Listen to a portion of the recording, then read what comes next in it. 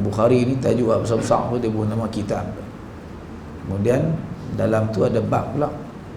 Bab pun dengan tajuk yang sama, iaitu bab kelebihan sahabat-sahabat Nabi radhiyallahu anhum ajma'in. Cuma Imam Bukhari mulakan tuan-tuan kitab ni dengan ta'rif sahabat yang kita telah lalu sebenarnya. Di awal dulu kita dah sebut dah ta'rif siapa sahabat, iaitu dengan perkataan Imam Bukhari, wa man sahiban nabiyya sallallahu alaihi wasallam aw ra'ahu minal muslimin fahuwa min ashabih. Saya tak panjang lah kot yang ni, kita baca hadis lagi sebab kita dah sentuh dulu. Maksudnya ialah sesiapa yang bersahabat dengan Nabi sallallahu alaihi wasallam, maksudnya di sini ialah yang lama bersahabat dengan Nabi, barangkali setahun. Abu Hurairah radhiyallahu anhu tempoh dia bersahabat dengan Nabi ni kurang lebih 4 tahun lah. Tahun ke-7 dia datang ke Madinah Al-Munawwarah bulan Muharram, iaitu ketika perang Khaybar. Tahun ke-7 setahun, tahun ke-8 setahun, tahun ke-9 setahun, tahun ke-10 setahun, tahun ke-11 bulan Rabiul Awal Nabi wafat. Lebih kurang 4 tahun tempoh Abu Hurairah radhiyallahu anhu bersahabat dengan Nabi. Tu kira lama lah tu. Kalau kira Abu Bakar, daripada sebelum Nabi jadi Nabi lagi. Umar bermula lebih kurang lah tahun ke-5 ke-6 dia masuk Islam. Jadi tahun ke-5 nak masuk tahun ke-13 kenabian, campur lagi dengan 10 tahun Nabi berada di Madinah. Itu memang masuk dalam kategori inilah. Kategori yang bersahabat dengan Nabi. Lama mereka berkawan, bergaul dengan Nabi SAW setelah mereka masuk Islam. Atau yang kedua, takrif yang kedua tu ada dua takrif di situ. Yang kedua ialah au ra'ahu minal muslimin, ataupun sekadar dia tengok Nabi. Contohlah pada masa Hajjatul Wada', masa Nabi pergi buat haji tahun yang ke-10 Hijrah, tu saja peluang dia tengok Nabi SAW. Jadi dia tak lama lah, tengok ya. Itu pun sudah dikira mendapat darjat as-suhbah, mendapat kemuliaan bersahabat dengan Nabi SAW. Orang panggil sahabi, di belakang nama dia kita kata radhiyallahu anhu. Cuma darjatnya sama ke tak tuan-tuan? Tentulah tak sama. Au ra'ahu, syarat dia orang Islam. Ringkas ta'rif yang diberikan oleh Imam Bukhari, fahuwa min ashabih, maka orang yang ada dua jenis ni, mana-mana satu dia dapat, bermakna dia termasuk di kalangan sahabat Nabi radhiyallahu anhum ajma'in. Okey, buat dekat tu tuan-tuan. Allah, kita nak baca hadis. Okey. Qala haddatsana, ni hadis pertama. Qala haddatsana Ali ibnu Abdullah qala haddatsana Sufyan. Ni perawi-perawi lah, perawi-perawi Imam Bukhari. Ali bin Abdullah tu tok guru Imam Bukhari.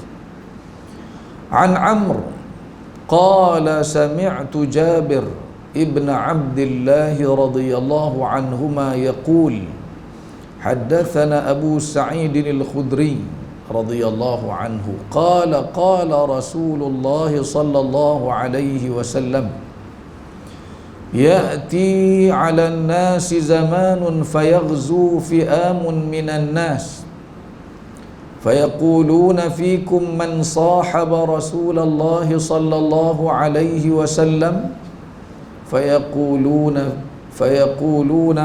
na'am fayuftahu lahum thumma ya'ti 'alan nasi zamanun fayaghzu fi'amun minan nas fayuqalu hal fikum man sahaba ashaba Rasulillah sallallahu alaihi wasallam fayaquluna na'am fayuftahu lahum thumma ya'ti 'alan nasi zamanun fayaghzu fi'amun minan nas fayuqalu hal fikum man sahaba ashaba Rasulillah sallallahu alaihi wasallam fayaquluna na'am fayuftahu lahum Daripada Abu Sa'id Al-Khudri, saya ambil tentang sahabatnya lah untuk terjemahan kitab kita ni tuan-tuan. Daripada Abu Sa'id Al-Khudri radhiyallahu anhu, beliau berkata, Rasulullah sallallahu alaihi wasallam bersabda, akan datang satu masa segolongan manusia akan berperang. Lalu mereka berkata, adakah dalam kalangan kamu orang yang pernah bersahabat dengan Rasulullah sallallahu alaihi wasallam? Lalu mereka berkata, ya, ada. Maka mereka diberi kemenangan dalam peperangan itu. Kemudian akan datang satu masa pula segolongan manusia akan berperang. Lalu mereka berkata, adakah dalam kalangan kamu orang yang pernah bersahabat dengan sahabat Rasulullah sallallahu alaihi wasallam, yakni golongan tabi'in? Lalu mereka berkata, ya, ada. Maka mereka diberi kemenangan dalam peperangan itu. Kemudian akan datang satu masa pula segolongan manusia akan berperang. Lalu mereka berkata, adakah dalam kalangan kamu orang yang pernah bersahabat dengan orang yang bersahabat dengan sahabat Rasulullah sallallahu alaihi wasallam? Maksudnya ada tak lagi golongan tabi'in? Lalu mereka berkata, ya, ada. Maka mereka diberi kemenangan dalam peperangan itu. Faham tak tuan-tuan? Faham tak ni? Faham tak payah kata apa lah, terus kan? Okay, kita tengok hadis kedua pula. Hadis yang kedua ni dalam bab kelebihan sahabat Nabi secara umum. Qala haddathani Ishaq qala haddathana An-Nadr qala akhbarana Syu'bah an Abi Jamrah sami'tu Zahdam ibn Mudarrib sami'tu Imran ibn Husain radhiyallahu anhuma yaqul qala Rasulullah sallallahu alaihi wasallam khairu ummati qarni thumma alladhina yalunahum thumma alladhina yalunahum. Qala Imran fala adri adhakara ba'da qarnihi qarnayn aw thalathan thumma inna ba'dakum qauman yashhadun wa la yustashhadun wa yakhununa wa la yu'tamanun wa yanzuruna wa la yafun wa yadhharu fihim as-siman. Arti hadis ini daripada Imran bin Husain radhiyallahu anhu, beliau berkata Rasulullah sallallahu alaihi wasallam bersabda, sebaik-baik umatku ialah orang yang hidup sezaman denganku, kemudian mereka yang menyusuli mereka, yakni golongan tabi'in, kemudian mereka yang menyusuli mereka, yakni tabi'in. Imran radhiyallahu anhu berkata, aku tidak tahu adakah baginda menyebut selepas kurunku 2 kurun atau 3. Kemudian akan datang selepas kamu kaum yang memberi kesaksian sedang mereka tidak diminta memberi kesaksian. Mereka sering melakukan pengkhianatan dan tidak amanah. Mereka bernazar tetapi tidak menunaikannya, dan akan zahirlah kegemukan dalam kalangan mereka. Hadis yang ketiga. Qala haddathana Muhammad ibn Kathir qala akhbarana Sufyan an Mansur an Ibrahim an Abidah an Abdullah radhiyallahu anhu anna an-nabiy sallallahu alaihi wasallam qala khairun nasi qarni thumma alladhina yalunahum thumma alladhina yalunahum thumma yaji'u qaumun tasbiqu shahadatu ahadihim yaminah wa yaminuhu shahadatah. Qala Ibrahim wa kanu yadribunana ala shahadati wal ahd wa nahnu sighar. Tuan-tuan betul ya, daripada Abdullah bin Mas'ud radhiyallahu anhu, betul ya tuan-tuan, bahawa Nabi sallallahu alaihi wasallam bersabda, sebaik-baik manusia ialah orang yang hidup sezaman denganku, kemudian mereka yang menyusuli mereka, yakni tabi'in, kemudian mereka yang menyusuli mereka, yakni tabi'in, kemudian akan datang kaum yang penyaksian mereka mendahului sumpah mereka, dan sumpah mereka mendahului penyaksian mereka. Ibrahim berkata, Ibrahim An-Nakhai, mereka yakni para sahabat memukul kami kerana kami memberi penyaksian dan janji pada masa kami masih kecil. Habis bab yang pertama, tuan-tuan.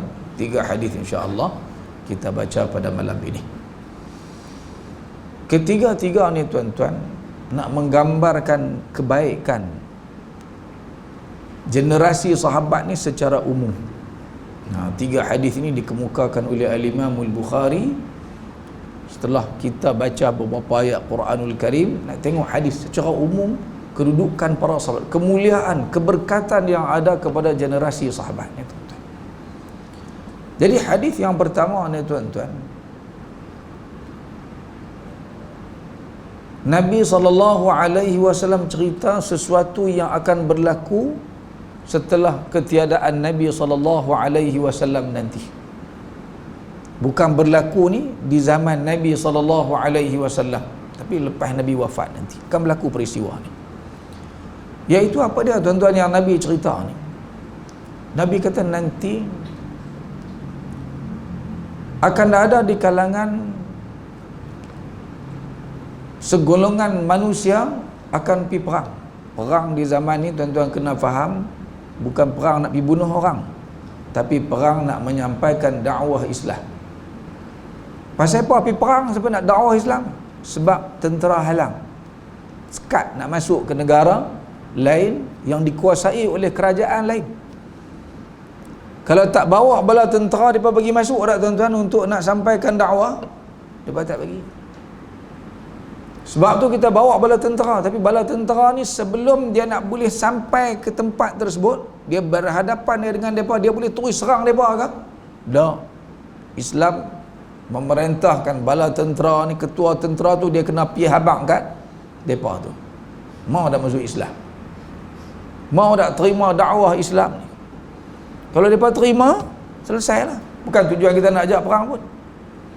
Kalau tak mau juga, bayar jizyah, maknanya sanggup tunduk kepada kami dan benarkan kami menyampaikan Islam kepada rakyat yang berada di bawah jagaan kamu.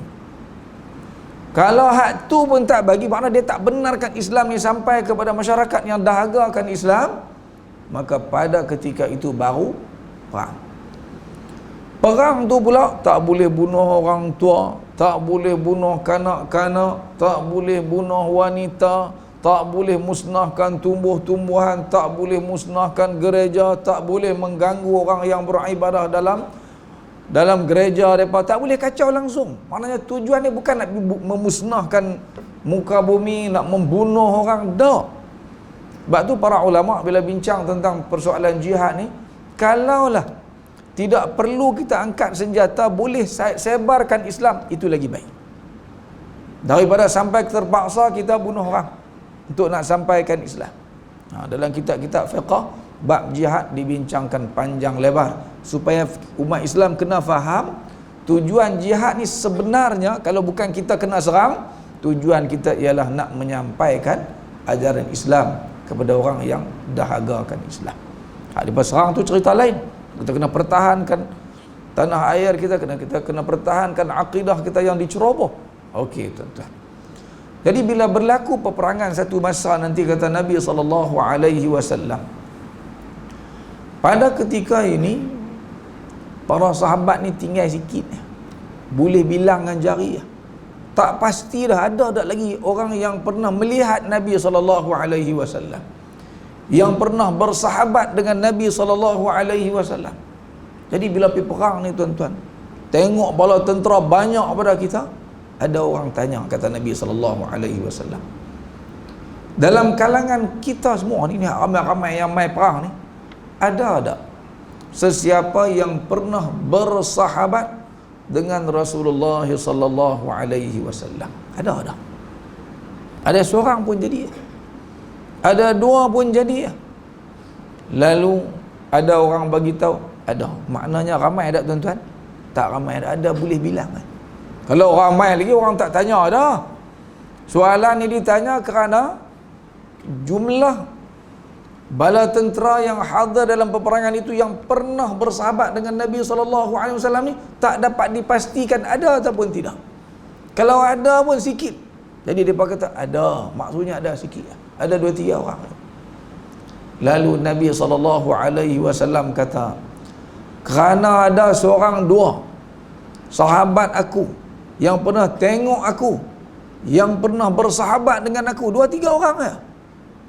Dengan berkat keberadaan mereka dalam bala tentera tersebut, fayuftahu lahum, Allah bagi kemenangan kepada tentera itu.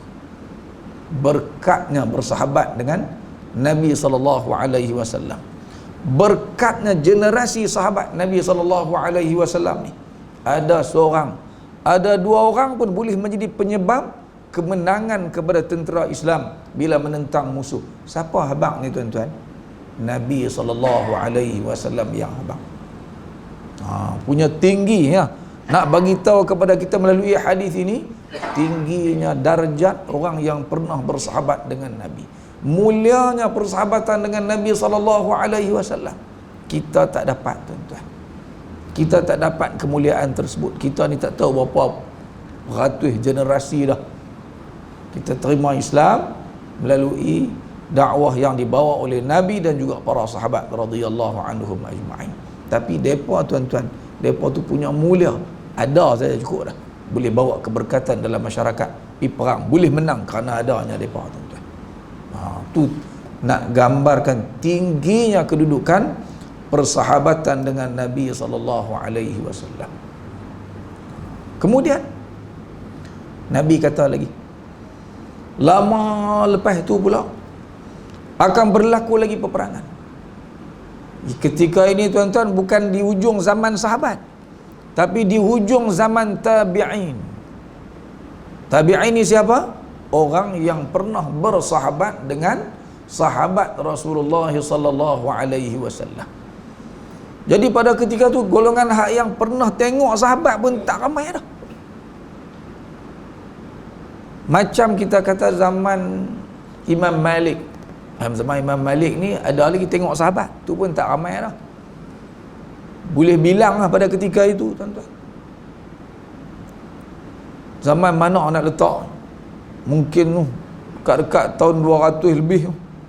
Pada ketika itu generasi yang pernah tengok tabi'in, yang tabi'in ni pernah belajar ilmu agama daripada para sahabat pun tak ramai dah.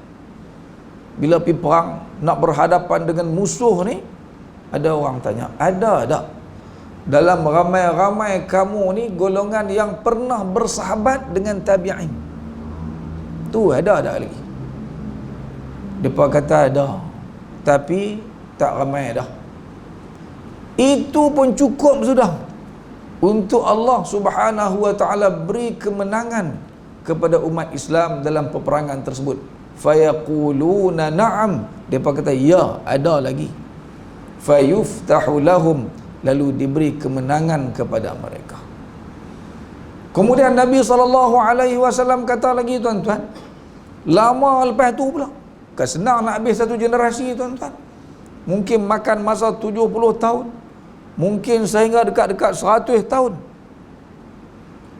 Mai generasi ni pula nak pergi perang, kata Nabi SAW, dalam peperangan nak melawan musuh ni, tiba-tiba ada orang tanya, ada tak lagi di kalangan kita ni golongan tabi'in? Tadi tabi'in, sekarang tabi'in, ada tak? Seorang 2 pun jadilah kalau ada. Tanya-tanya ada, dia kata fayaquluna na'am fayuftahu lahum, kerana ada seorang 2 tu berkat ada depa pernah bersahabat dengan para sahabat Rasulullah, dengan orang yang pernah bersahabat dengan sahabat Rasulullah sallallahu alaihi wasallam pun menjadi sebab untuk mereka diberi kemenangan oleh Allah Subhanahu wa taala dalam peperangan tersebut. Habis hadis yang kita baca ni tuan-tuan, dekat itulah hadis yang pertama.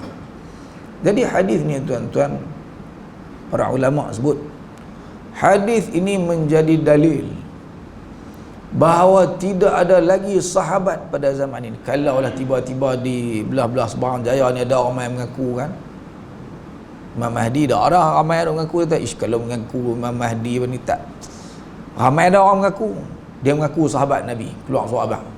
Saya tak percaya tuan-tuan. Saya apa? Nabi abang tabi'in pun tak ada dah. Tabi'in pun tak ada dah. Tentu dia mengaku dia sahabat Nabi. Sah kata karut tuan-tuan. Ada orang kita kadang dia duk fikir nak mengaku apa ni kan. Mengaku. Lagi orang tengok dia bubuh dalam YouTube ke apa benda tu, orang banyak tengok boleh duit kat dia. Pelik lagi boleh duit semua zaman kita ni. Jadi ini semua karut kalau ada. Hak tu ulama kita buat keluar awal-awal tuan-tuan. Wa yustafadu, saya baca hak Arabnya. Wa yustafadu minhu butlanu qawli man idda'a fi hadhihi al-a'sar al-mutaakhirah as-suhbah. Daripada hadis ini kita boleh berdalilkan dengan hadis ini bahawa salahnya dakwaan kalau ada siapa-siapa yang mendakwa dia sahabat di zaman akhir ini. Kata Imam Ibn Hajar Al-Asqalani dalam Fathul Bari. Clear. Kalau ada orang mengaku lah, tak sedap pakai tuan-tuan. Itu semua karut. Kalau mengaku mak kilau pun tak sedap percaya, orang tak betul dah kan. Kalau percaya juga tak tahu. Tapi orang kita ni ya Allah, hak ibu yati ke apa dulu kita tengok kan. Kita kena dia kata apa ayat tu? Ilaha udah apa ayat tuan? Saya duduk dengar dia duduk kata tu. Tu pun orang ikut. Ish, tak tahulah orang kita ni tuan-tuan. Biarlah daripada ikut, kita jangan duk ikut tuan-tuan. Yang kedua, saya sebenarnya tuan-tuan buku ni saya dah buat syarah dah. Kita terbit ni dah. Nantilah saya terbit bila-bila kan. Saya syarah dah. Ini hadis saja kan dengan terjemahan. Saya tengok kesian kau nak syarah ta'ti ni kan, saya tulis dekat situ. Yang kedua, umat Islam akan berada dalam keadaan baik selagi mana masih ada sahabat. Hadis ni menunjukkan bahawa umat Islam ni insya-Allah Allah akan pelihara keadaan hidup mereka kalau sahabat masih ada. Sebab ada sahabat seorang dua ya pun pergi perang boleh menang kerana keberkatan para sahabat Nabi radhiyallahu anhum ajma'in. Jadi ulama kita buat keluar apa tuan-tuan kesimpulannya? Umat Islam akan berada dalam keadaan baik selagi mana masih ada sahabat, sebagaimana maksud sebuah hadis yang lain yang bererti kamu sekalian akan terus berada dalam keadaan baik selagi mana masih ada dalam kalangan kamu orang yang pernah melihatku dan bersahabat denganku. Jadi hadis ini mengukuhkan lagi makna hadis Imam Bukhari rahimahullahu taala tadi. Demi Allah, Nabi kata, kamu sekalian akan terus berada dalam keadaan baik selagi mana masih ada dalam kalangan kamu orang yang pernah melihatku dan bersahabat denganku. Hadis ini tuan-tuan dikeluarkan oleh Ibnu Abi Syaibah dengan sanad yang hasan. Teks Arabnya pun ada, cukuplah saya baca terjemahan kepada tuan-tuan. Yang ketiga, Allah Subhanahu wa taala mengurniakan kemenangan kepada umat Islam dengan keberkatan yang ada pada diri seseorang sahabat. Maknanya soal berkat ni ada tak dalam Islam tuan-tuan? Ada. Jangan duk kata tak ada. Berkat apa? Ada orang akan pergi Kaabah pegang kain kan nak bagi kena kat Kaabah, tak tu syirik. Sikit-sikit syirik. Dah, dia berkat ni tetap ada tuan-tuan. Kaabah tu siapa yang bina tuan-tuan? Kan Nabi Ibrahim alaihi salam dulu. Dia tetap ada keberkatan pada Kaabah. Lepas tu hatta umat Islam dalam mazhab kita, mazhab Syafi'i rahimahullahu taala, hatta orang-orang jahiliah dulu kalau depa nak sumpah apa-apa lah tuan-tuan, hak nama berat punya sumpah ni tuan-tuan, dia pakai sumpah depan Kaabah. Pasal apa? Pasal di situ ada sesuatu perasaan bohong, nak bohong tak berani. Nak bohong tak gamak. Kecuali lah ada buat video di Kaabah tu lah, tu sah dah bohong kan. Buat sampai dia duduk di Kaabah tu cerita dululah. Tu ya Allah, kadang-kadang saya kata gamak orang kita ni tuan-tuan. Orang tengok video pun tahu kata edit kan. Tu sahlah. Tapi soal berkat ni kita kena cari dalam kehidupan kita. Orang soleh, sebab tu kita ada tahnik. Dapat anak kecil, pergi cari tok guru, tahnik. Belah mulut lah orang kata kan.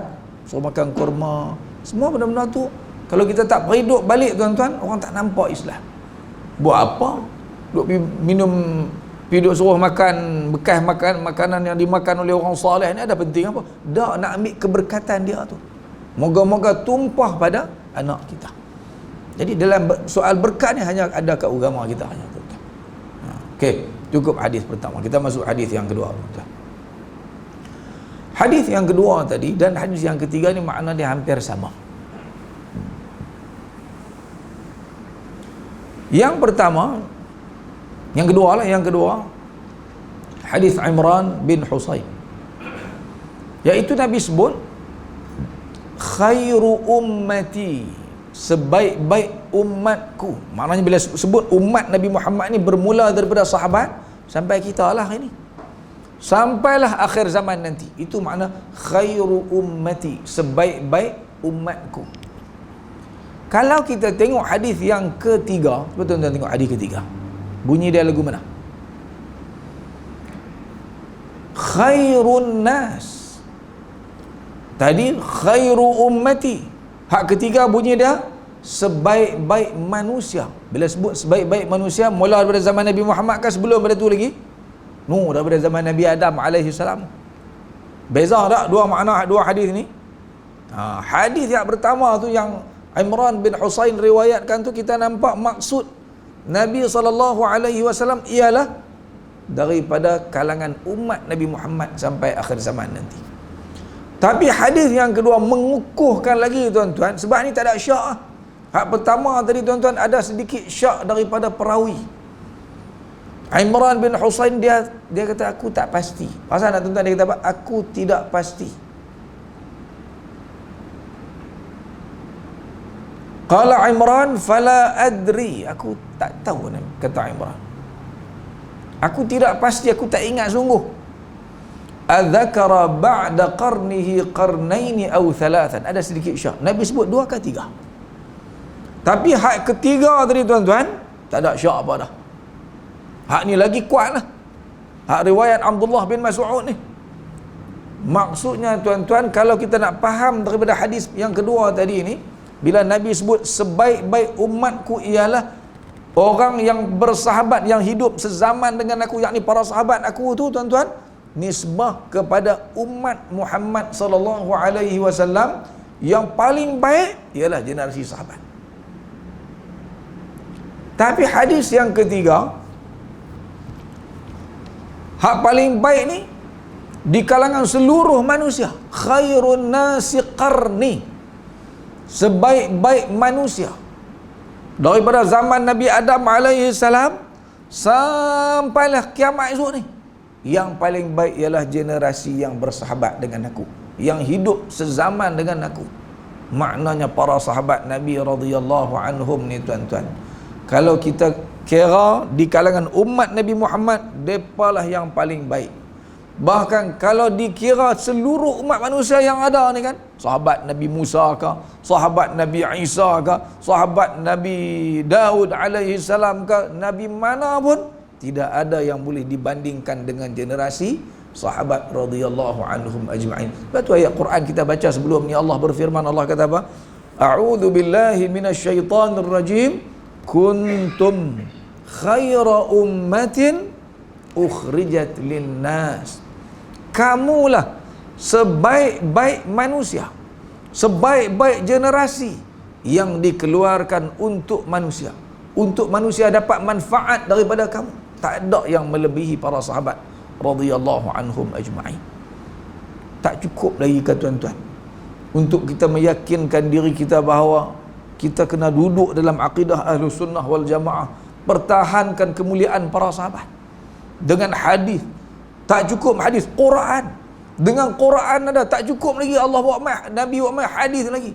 Nak habaq kat kita bahawa tak ada manusia dalam dunia ni tuan-tuan, sama ada nisbah kepada umat Nabi Muhammad atau seluruh umat manusia yang ada, tak ada yang lebih baik daripada generasi golongan yang Allah pilih mereka untuk bersahabat dengan Nabi Muhammad sallallahu alaihi wasallam.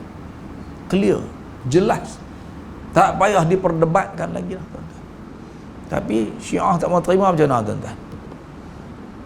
Depa Bukhari depa terima dah. Nah, depa buang awal, dia ajak tolak Abu Hurairah, tu sebab percaya kat Imam Bukhari, tu sebab sebab tu bahaya depa ni, tuan-tuan. Dia ajak awal-awal jangan percaya kat para sahabat. Bila orang percaya yang tu, Bukhari orang tolak. Kita bawa ni hadis apa Bukhari pun dia tak pakai. Awal-awal dia benci sahabat, dia maki hamun. Dia kata tu ahli neraka, nak percaya macam mana? Hadis pertama seperti riwayat tadi, tuan-tuan. Pada tu saya pun tak ingat. Apa mula kita baca tadi? Mula-mula Jabir ada Abu Sa'id Al-Khudri. Nah, Abu Sa'id dia tak percaya. Yang kedua riwayat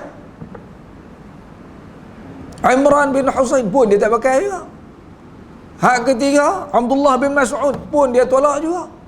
Sebab tu kalau siapa dah masuk ni, tuan-tuan, dia runtuhkan Islam, tak bangkit dah Islam, tuan-tuan.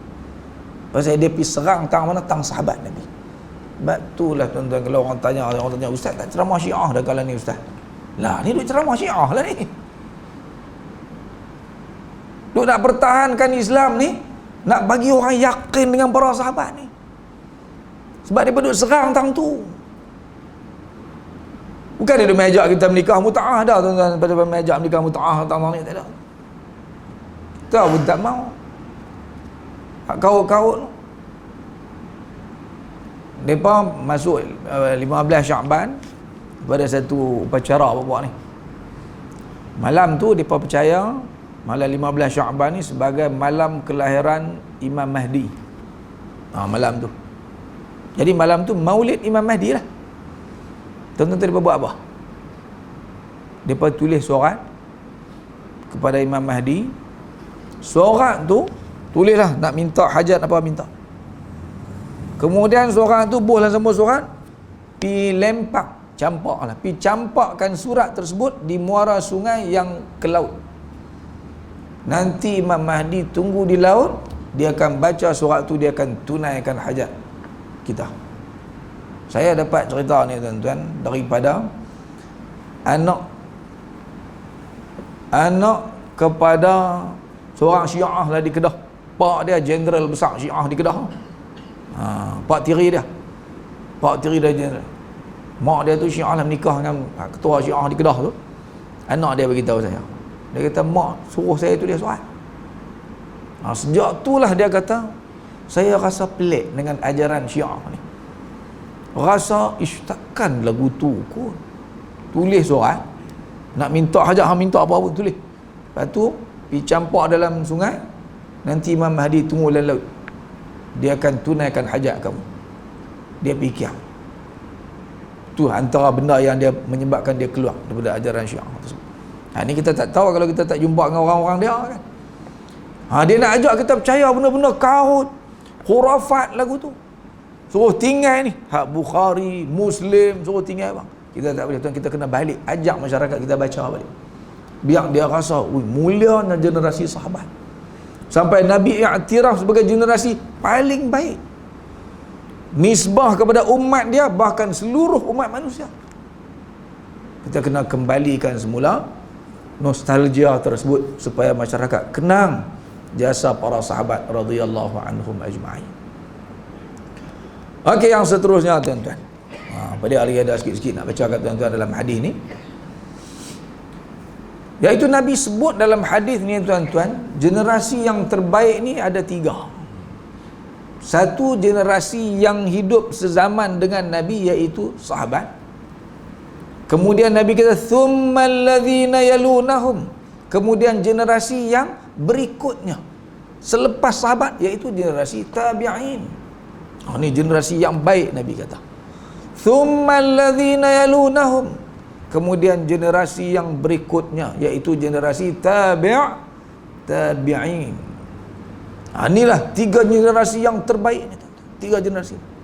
Selepas daripada tiga generasi yang disebutkan oleh Nabi SAW ni, masa tu keadaan mula berubah.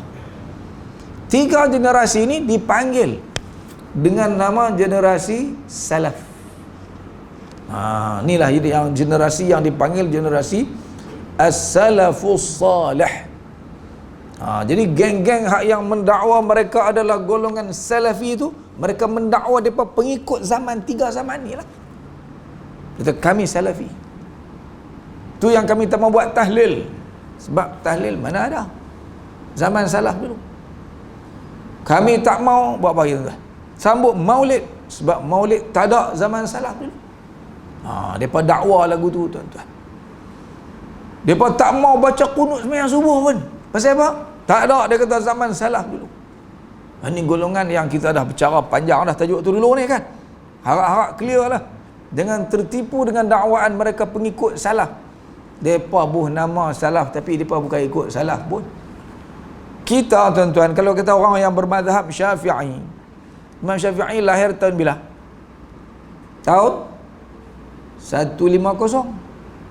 Meninggal tahun 204. Tu zaman salaf tak tuan-tuan? Tu zaman salaf lah. Imam Syafi'i salah seorang tabi'in. Dia tabi'in. Dia generasi tabi'in. Sebab dia tak dan dengan sahabat Nabi. Dia dan dengan tabi'in. Tok guru dia ialah para tabi'in. Macam Imam Malik rahimahullahu ta'ala. Imam Malik lahir tahun 93 Hijrah. Dia dan dengan sahabat. Beberapa orang sahabat. Imam Abu Hanifah pun dan dengan sahabat. Sebab dia awal lagi. Dia lahir tahun 80. Meninggal tahun 150. Dia pun ni tabi'in. Mana Imam apa tadi? Imam Abu Hanifah, Imam Syafi'i adalah tabi'in. Tapi Imam Syafi'i dia tak dan. Dia dan dengan Imam Malik. Imam Malik tabi'in. Makna dia tabi'in. Jadi Imam Syafi'i ke, Imam Malik ke, Imam Abu Hanifah ke, ataupun Imam Ahmad, empat orang ni tuan-tuan adalah as-salafus salih. Maknanya kita kalau kita buat amalan yang ada dalam mazhab Syafi'i, kita ikut salaf dah. Kita ikut salaf dah. Pasal apa duk kata tak ikut salaf, ikut mazhab Syafi'i? Ikut Imam Ahmad baru ikut salaf. Padahal Imam Ahmad ialah anak murid kepada Imam Syafi'i rahimahullahu ta'ala. Ni kekeliruan bermanhaj. Silap fikir. Ikut Imam Syafi'i, ingat ikut Imam Abu Hanifah. Lah, ikut salafus salih lah dalam amalan yang kita buat. Sebab zaman salafus salih 3 zaman yang kita sebutkan tadi tuan-tuan.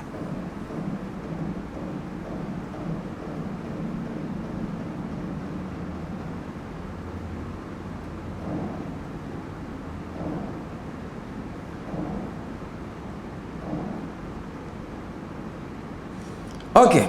Kemudian Nabi SAW sebut dalam hadis yang kedua tu, cuba tuan-tuan perhati. Nabi kata lepas daripada 3 zaman tersebut, habislah zaman hak berkat, zaman hak penuh dengan kebaikan yang perlu kita jadikan contoh dan teladan ini, akan datanglah satu kaum. Taklah semua, tapi akan muncul puak-puak kaum ni, iaitu mereka ni sanggup menjadi saksi palsu. Yashhadun, mana mereka sanggup pergi mahkamah jadi saksi. Wala yustashhadun, sedangkan mereka tidak diminta pun untuk memberi saksi. Mana golongan hak kena bayar lah ni. Sanggup bersumpah wallahi wabillahi watallahi, yang penting dapat duit, mohong lah. Padahal dalam Islam memberi kesaksian palsu ni termasuk dosa besar. Pembohong, penipu makin banyak selepas daripada zaman itu. Makin lama makin banyak, makin lama makin banyak puak-puak pembohong dan penipu. Wa yakhununa wa la yu'tamanun. Depa ni mengkhianati, pengkhianat. Sanggup khianat bangsa, khianat agama, khianat negara, dan tidak boleh diberi sebarang kepercayaan kepada depa ni. Akan mai golongan-golongan macam ni. Selepas daripada itu berjanji ya bohong. sebut nama Allah ni, wallahi, lepas tu sanggup murung lagi, kecoh lagi. Nabi habaq akan muncul golongan ni yang bersumpah dengan nama Allah pun sanggup bohong lagi. Wa yanzuruna wala yafun, depa bernazar. Bernazar ni mana janji dengan Allah Taala, depa tidak tunaikan janji dengan Allah Subhanahu wa taala.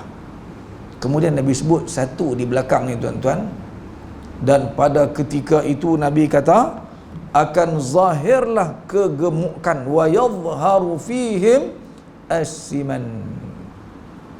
Zaman ni nak cam, kita berada zaman tak apa baik dah ni, ialah apabila ramai ni tuan-tuan orang-orang yang gemuk-gemuk ni. Mujur saya tak nampak siapa-siapa gemuk dalam surau tuan-tuan. Tidak kecil hati kawan-kawan kita kan, amboi silap aku main hari ni kan. Jadi tahun ni tuan-tuan saya bacalah syarah sikit tuan-tuan kan, supaya tuan-tuan clear makna. Kata Ibnu Hajar Al-Asqalani, makna orang gemuk banyak ni maksudnya ialah ay yuhibbuna at-tawassu' fil ma'akil wal masharib wa hiya asbabus siman. Maknanya ialah, kata Imam Ibnu Hajar Al-Asqalani, ialah masa tu masyarakat suka ni makan ni, tawassu' mana makan ni, makan sebanyak-banyaknya, macam-macam jenis makanan dia makan, dalam makan dan minum, dan ia menjadi punca kegemukan. Bukan tang gemuk tu, tapi pada masa tu kerja makan saja tuan-tuan. Betul tak kita tuan-tuan duduk zaman tu lah ni kan?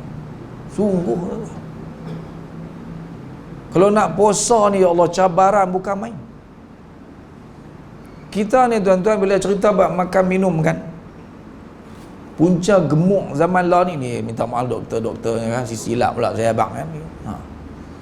Punca lah ni tuan-tuan, obesiti yang melampau ni, betul tak kalau saya kata puncanya ialah gula? Betul tak? Dulu kan ada gula, zaman Nabi dulu tak ada gula-gula ni.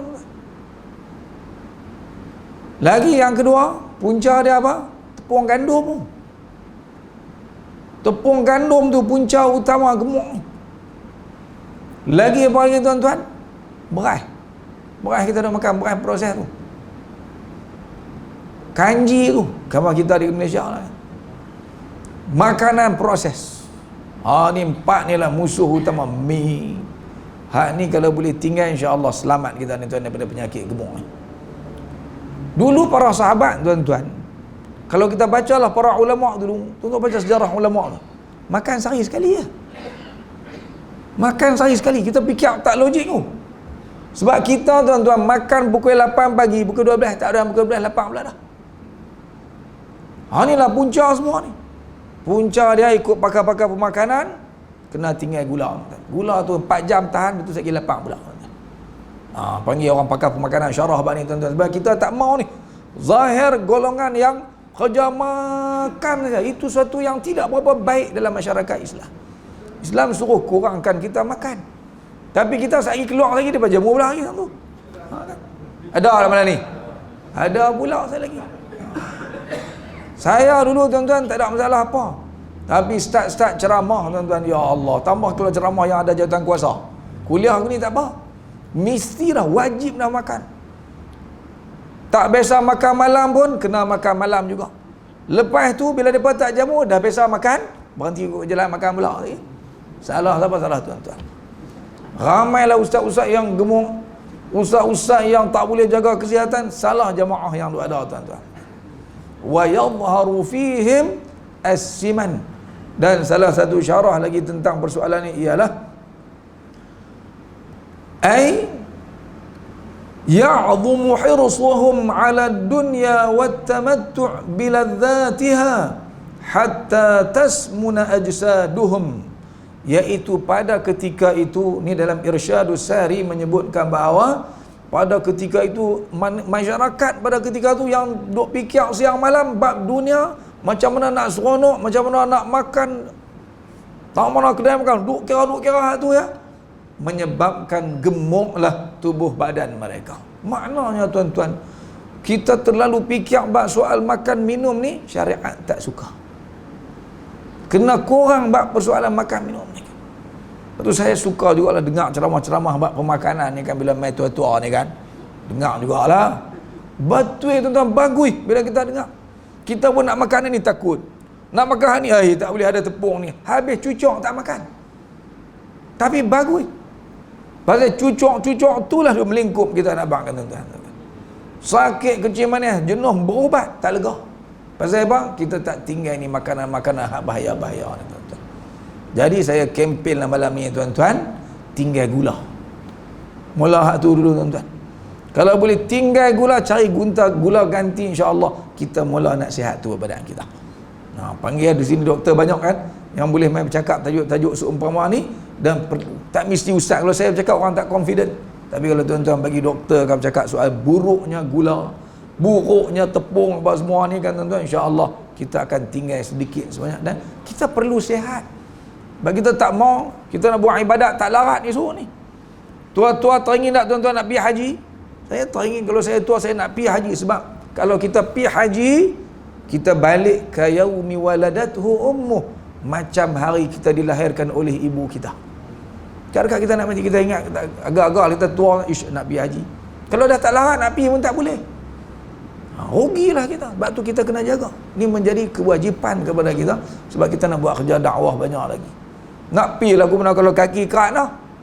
Nak pergi lagu mana kalau macam-macam dah berlaku. Jadi sebab tu hadis ini mengingatkan kita bahawa kita kena jaga. Kalau mai zaman orang duk sibuk makan ni nak makan tahu lah, isu nak mana. Itu maknanya zaman itu zaman dah tak berapa baik dah pada ketika itu.